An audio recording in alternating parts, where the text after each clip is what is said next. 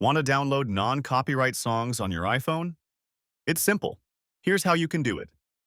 First, open the Safari browser on your iPhone. In the search bar, type NCS Songs and tap Search. Now, open any website from the results. You'll see a list of available songs. At the top, tap Search Genres and select your preferred option. The songs will now appear based on your selection. Next, swipe left on the song you want and tap Download.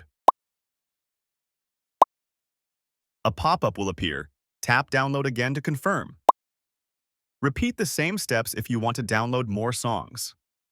Once done, open the Files app. Go to the Recents tab and you'll see all your downloaded songs there. And that's it. Your non-copyright songs are now ready to use.